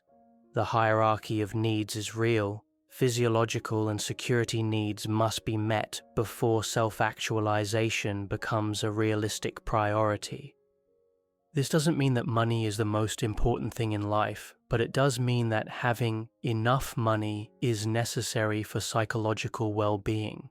The amount that constitutes enough varies by individual and circumstance, but research suggests that financial satisfaction comes more from stability and security than from absolute wealth. The passion-first approach often encourages people to make career decisions without adequate consideration of economic realities. The aspiring artist who runs up massive student debt for an MFA, the idealistic non-profit worker who accepts poverty-level wages, the entrepreneur who drains their savings pursuing a dream business, all may be following their passion, but they may also be setting themselves up for stress and disappointment that ultimately undermines their goals. This isn't an argument for pure materialism or choosing money over meaning. Rather, it's a recognition that financial stability can be a foundation for meaningful work rather than an obstacle to it. Someone who chooses a stable, well-paying career that aligns with their values may have more freedom to pursue meaningful activities than someone who's constantly worried about money. The concept of golden handcuffs illustrates how economic decisions can impact life satisfaction. People who become accustomed to high levels of spending may find themselves trapped in well-paying jobs they don't enjoy because they can't afford to take a pay cut. But this trap is often created by lifestyle inflation rather than by the inherent corrupting influence of money. A more balanced approach might involve making career decisions that consider both meaning and economics, looking for the intersection of what's valuable to others and what aligns with our values and interests. This might mean choosing a career that provides financial stability while leaving time and energy for meaningful activities outside of work, or finding ways to make meaningful work economically viable through careful planning and skill development. The myth of the perfect fit. One of the most damaging aspects of the passion-focused approach is the idea that there's a perfect job or career path waiting for each person. They just need to discover it. This myth of the perfect fit creates unrealistic expectations and can prevent people from finding satisfaction in otherwise good opportunities. The perfect fit mythology assumes that jobs are fixed entities with predetermined characteristics, and people are fixed entities with predetermined preferences, and the key to happiness is finding the magical alignment between the two. This static view ignores the reality that both jobs and people are dynamic and can be shaped through engagement and experience. In reality, job satisfaction comes less from finding the perfect pre-existing role than from actively crafting a role that leverages your strengths and aligns with your values. The academic who negotiates to spend more time on research and less on teaching, the manager who restructures their role to focus on mentoring rather than administration, the consultant who specializes in working with non-profits rather than corporations, all are examples of people creating fit rather than discovering it. This approach requires a different mindset than the passive, waiting to discover my passion mentality. It requires taking ownership of your career development, understanding what motivates you, and actively shaping your work to align with those motivations. It's less about finding the right job and more about becoming the right person for the work you want to do. The perfect fit myth also ignores the reality that all careers involve trade-offs.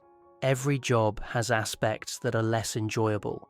Every career path involves sacrifices, and every work environment has limitations. The person waiting for a role that perfectly matches all their preferences may wait forever, missing opportunities to create satisfaction within imperfect but workable situations.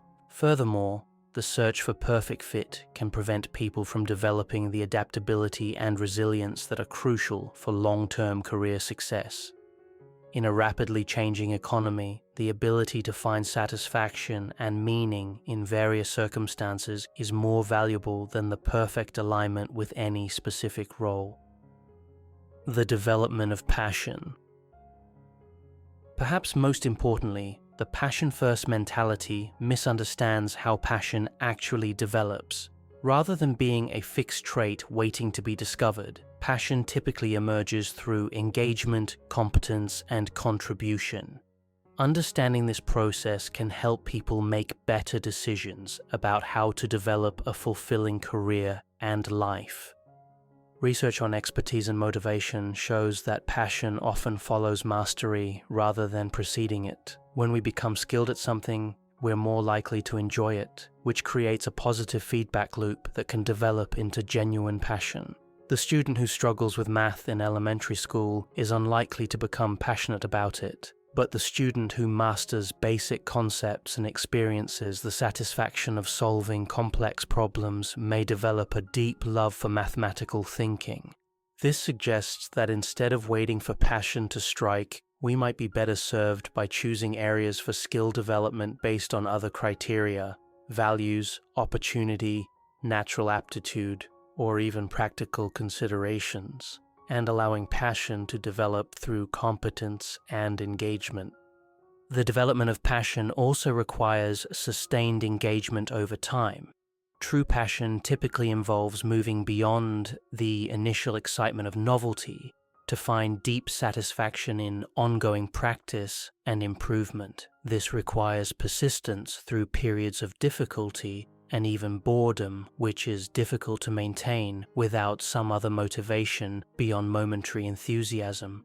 Purpose can provide this sustaining motivation. When we understand how our efforts contribute to something meaningful beyond ourselves, we're more likely to persist through the inevitable challenges that come with developing expertise in any domain. The medical student who's motivated by a desire to heal people can push through the tedium of memorizing anatomical structures. The programmer who wants to solve important problems can work through the frustration of debugging code. This doesn't mean that passion is unimportant, or that we should ignore our enthusiasms entirely. Rather, it suggests that passion is better understood as a potential outcome of meaningful engagement rather than a prerequisite for it.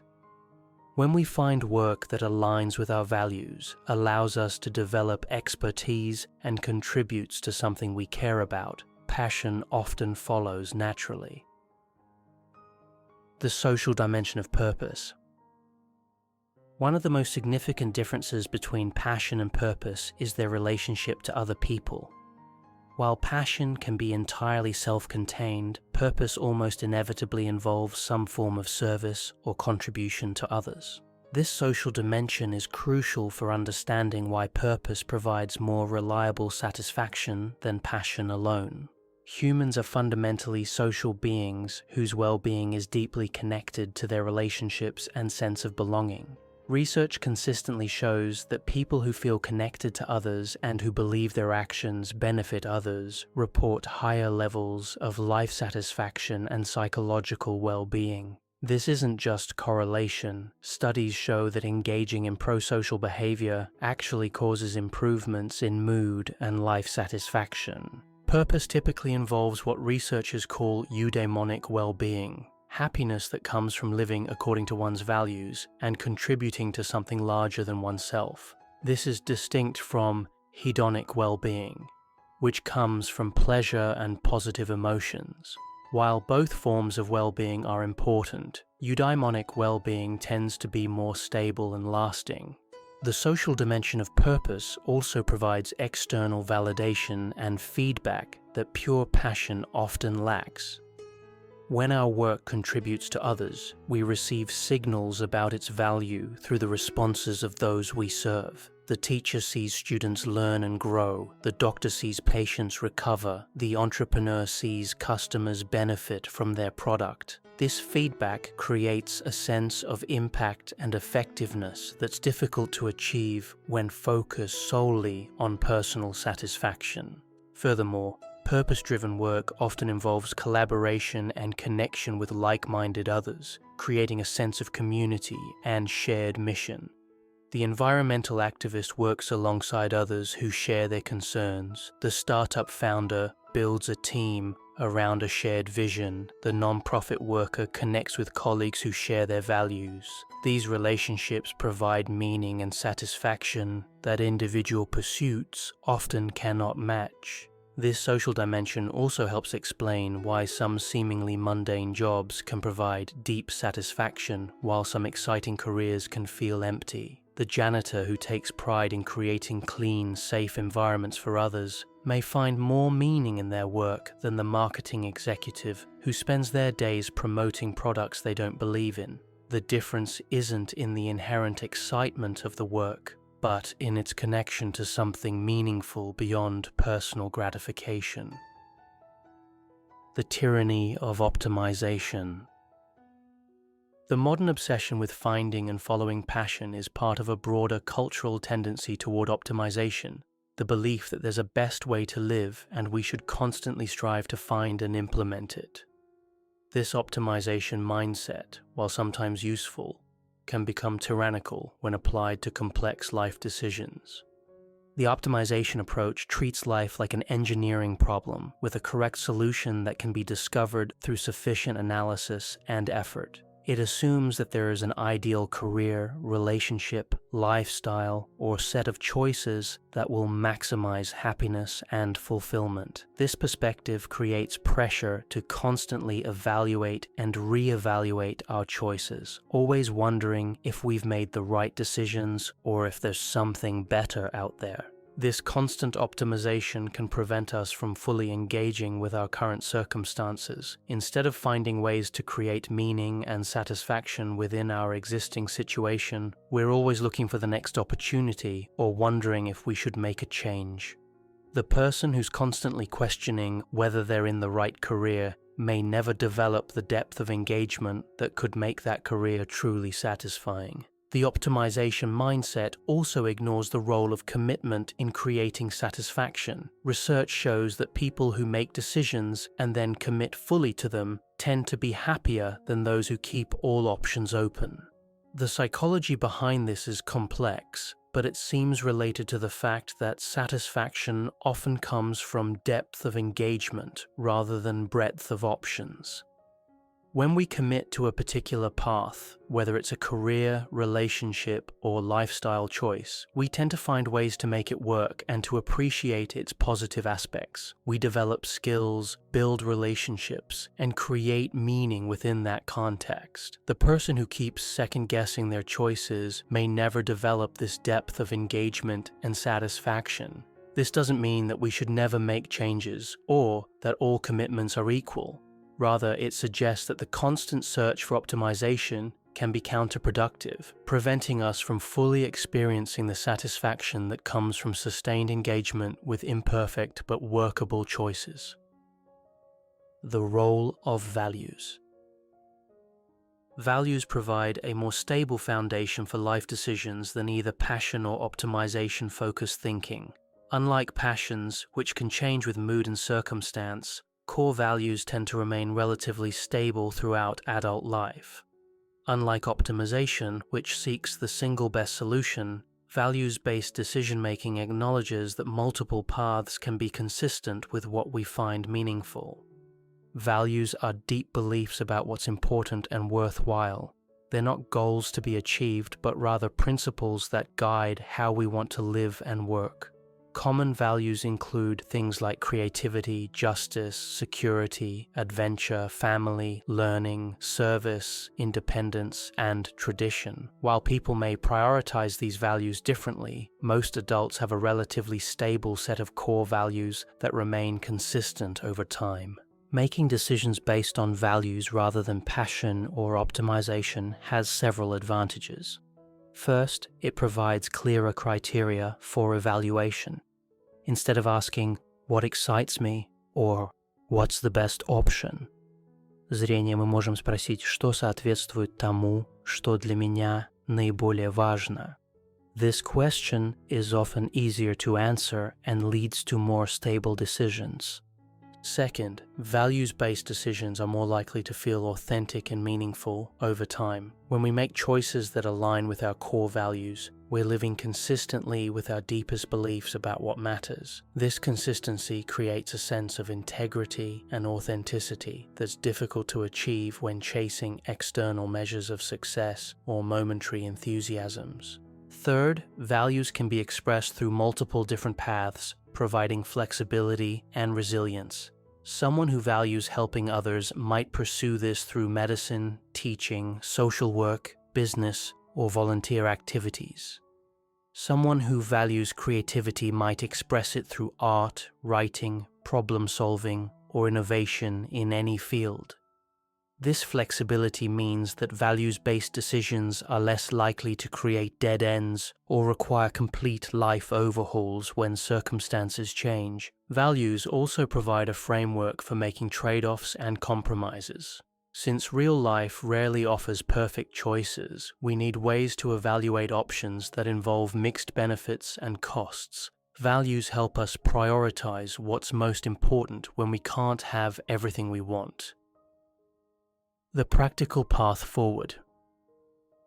Understanding the distinction between passion and purpose and the limitations of optimization-focused thinking leads to a more practical and sustainable approach to building a meaningful life. This approach emphasizes development over discovery, contribution over consumption, and values over feelings. Instead of waiting to discover our passion, we can focus on developing competence in areas that align with our values and offer opportunities for contribution. This might mean choosing a field based on practical considerations, job availability, earning potential, educational requirements, while ensuring that it doesn't conflict with our core values and offers opportunities for growth and impact. The craftsman approach suggests focusing on becoming really good at something valuable before worrying about whether it perfectly matches our passions. As we develop expertise, we're likely to find increasing satisfaction and engagement in the work. The key is choosing something that we can stick with long enough to develop real competence and that offers opportunities to contribute meaningfully to others. This approach also emphasizes the importance of actively shaping our roles and environments, rather than passively waiting for the perfect opportunity. We can look for ways to craft our jobs to better align with our values and interests, to develop new skills that increase our impact and satisfaction, and to build relationships that provide meaning and support.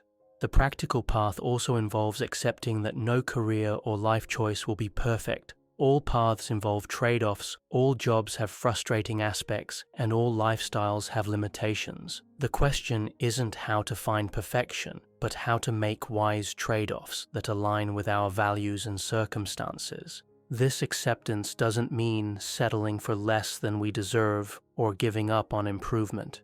Rather, it means focusing our energy on things we can control, our skills, our attitudes, our choices about how to engage with our circumstances, rather than on finding the perfect external situation. The long view. Perhaps the most important insight from distinguishing passion and purpose is the need to take a long-term view of life, satisfaction, and meaning. Passion is often about immediate gratification and short-term excitement, while purpose is about sustained contribution and long-term impact. Building a meaningful life requires planning and patience rather than constant pursuit of immediate satisfaction. This long-term perspective helps explain why some of the most satisfied people don't necessarily love every aspect of their daily work, but feel deeply connected to their overall mission and impact. The researcher who spends months on tedious data analysis because it contributes to important discoveries the parent who manages countless mundane tasks because they're building a family, the entrepreneur who handles administrative details because they're building something meaningful, all find satisfaction through connection to larger purposes rather than moment-to-moment enjoyment. The long view also helps us understand that career satisfaction often develops gradually rather than appearing immediately. The new doctor who feels overwhelmed by the demands of medical practice may find deep satisfaction years later when they've developed competence and begun to see their impact on patients' lives. The recent graduate who takes a practical job while figuring out their direction may discover unexpected opportunities for growth and contribution within that role. This gradual development of satisfaction requires patience and trust in the process. It means making decisions based on potential for growth and contribution rather than immediate excitement, and committing to developing competence even when the work doesn't feel immediately fulfilling. Conclusion: the integration of passion and purpose. The distinction between passion and purpose isn't meant to dismiss the importance of enthusiasm and excitement in life and work. Rather, it's meant to put these feelings in proper perspective and to suggest a more sustainable foundation for major life decisions. The most fulfilling careers and lives often integrate both passion and purpose. They involve work that we become increasingly excited about as we develop competence and see our impact on others. But this integration typically happens through purpose-driven choices that allow passion to develop over time, rather than through passion-driven choices that hope to stumble upon purpose. Someone who chooses a career based on their values and commitment to contribution, who develops real expertise in that field, and who actively shapes their role to maximize their positive impact, is likely to develop genuine passion for their work. The passion becomes sustainable because it's grounded in competence and meaning rather than momentary enthusiasm. This integrated approach also provides resilience during difficult periods. When work becomes challenging or routine, purpose provides the motivation to persist. When we lose enthusiasm temporarily, our commitment to contribution keeps us engaged. When external circumstances change, our values provide consistent guidance for adaptation. The great confusion of our time, the conflation of passion and purpose, has led many people to make decisions based on feelings rather than values, to seek immediate gratification rather than long-term meaning, and to focus on what they can get rather than what they can give. Understanding the distinction between these concepts opens up a different path, one that's more likely to lead to sustained satisfaction and genuine contribution to the world. The question isn't whether you should follow your passion or find your purpose. The question is how to build a life that allows both to flourish, where passionate engagement emerges from purposeful commitment, where immediate satisfaction serves long-term meaning, and where personal fulfillment and contribution to others support and strengthen each other. This path requires patience, commitment, and the courage to make decisions based on something deeper than immediate excitement. It requires developing competence even when the process isn't always enjoyable, serving others even when it's not always convenient, and trusting that meaning and satisfaction will emerge from sustained engagement with something larger than ourselves. The reward is a life that feels both exciting and meaningful, both personally satisfying and genuinely valuable to others. It's a life built on bedrock rather than shifting sands, capable of weathering the inevitable storms while continuing to grow in depth and significance over time. In a culture obsessed with quick fixes and immediate gratification, this may be the most radical approach of all, building slowly and carefully towards something that will last. My grandmother and grandfather lived here. Gee, it was a nice neighborhood. They all start nice. What happened? Watch.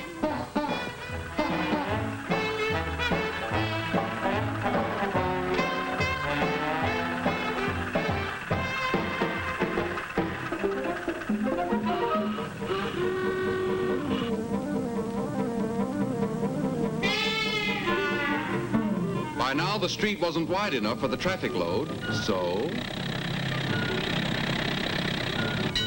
That's when Grandpa moved out, when the streetcars came. A good many moved out about then, and the neighborhood began to change.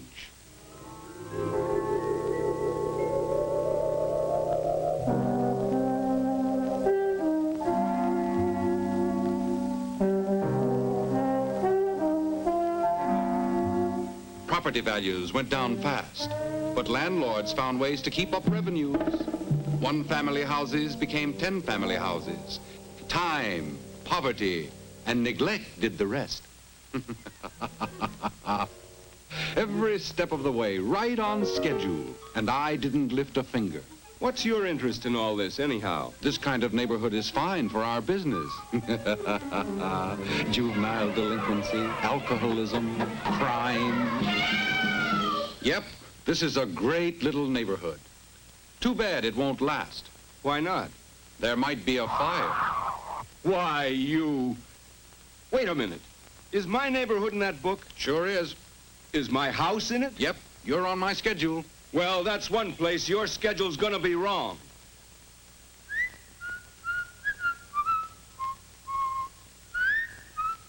Well, well. And this is the day he usually plays golf. What's the matter? You surprised? It doesn't mean a thing. One man working by himself, what can he do? Man's got to start somewhere. Let's see, time for the evening paper. Paradise Garden. Most unfortunate. I sent flowers this morning. You hypocrite. You probably started the fire. Why should I? With all that overcrowding in violation of every safety code, it was inevitable. It was not. If I'd known when the fire was going to be, I might have been able to prevent it. Impossible. It's all right here in the book. Everything? Past, present, and future? Everything. Hey! Wait a minute. You said it didn't make any difference whether people knew or not. That's right, I did. But where's he going? He's going to City Hall to report the facts to the city officials. Ridiculous. There's City Hall. There's your boy now. Most of the facts are known to the officials. But what can they do? Their hands are tied. Listen to the mayor. What good is our slum clearance program if we can't prevent disasters like Paradise Gardens? We've got to do something. Do something. Now the expert will tell them what to do. That's the city planner. We're in the same difficulty as every other city in the United States. Slum clearance is not enough. We've got to prevent slums being formed in the first place. A most worthy object. And what's to prevent it? Taxes! Budget! You see, they're balking. Why, even if the planner tells them the exact trouble spots. State Street, South Street, Hogan's Alley. But we mustn't forget the public. I've got some houses on State Street. Just leave us alone. South Street is okay, too. There you have it. There's nothing to be done. Just a minute. The city planner is absolutely right. State Street, South Street, they're both in the book. I can tell you exactly what's going to happen. Baloney, and there's nothing the matter with Hogan's Alley. Hogan's Alley? Holy smokes! Hogan's Alley's the worst of the lot. This afternoon, the chimney's going to fall. This afternoon, the chimney's going to fall. Order! Who are you, sir? Where did you get your information? It's all right here. This is the devil's own book. Throw him out, he's crazy. What a tut.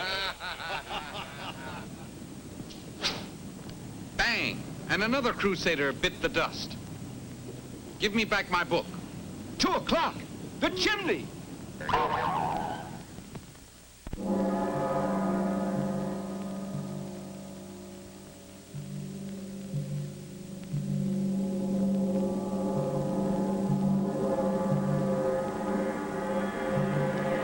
Get everybody out of the building. The chimney's going to fall. Get out of the building! The chimney's going to fall!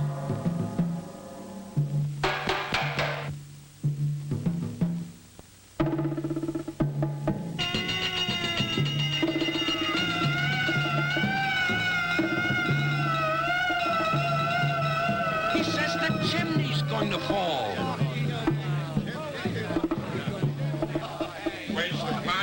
No fire. Chimney's going to fall in about 5 minutes. Get the people out of these houses. You better be right, mister. Also on 90 days.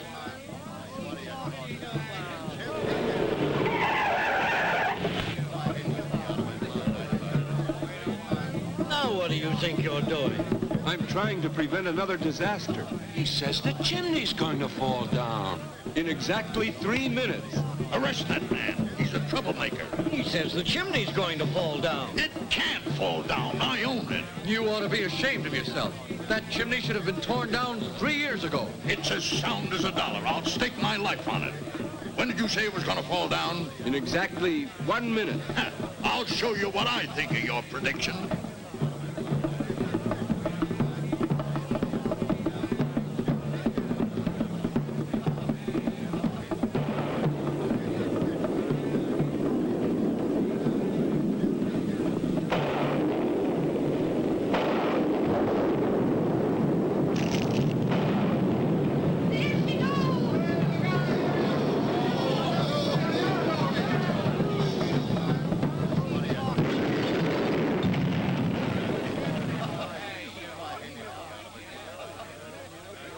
We've got to prevent things like this happening from now on. But we can't do it without public support. We need a citywide group to study the whole problem. Right. And the time to start it is right now. Ladies and gentlemen, we need a citizens committee on housing with representatives from every neighborhood in town. All those in favor!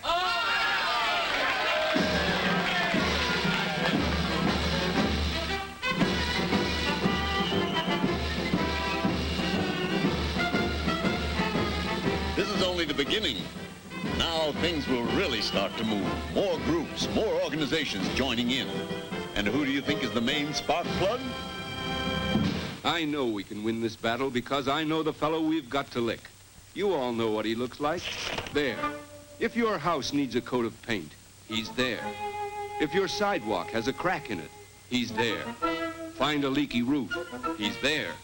Find a neighborhood without a playground, an overcrowded school, a traffic hazard, a zoning violation, a violation of the building code, the sanitary code. He's in every neighborhood, maybe in your own house. Wherever he is, go get him. So they went after him. Everybody went after him.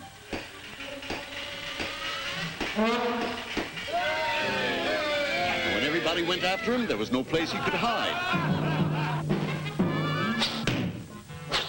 Hello there. How's everything going? Get out of here.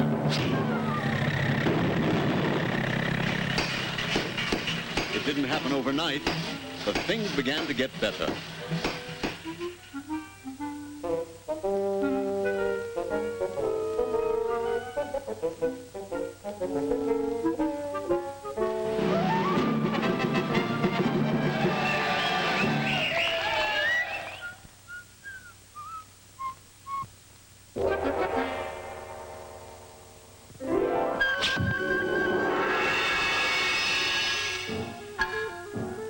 Hey, where are you going? You and your blank committees. I've got my book back now. Your book?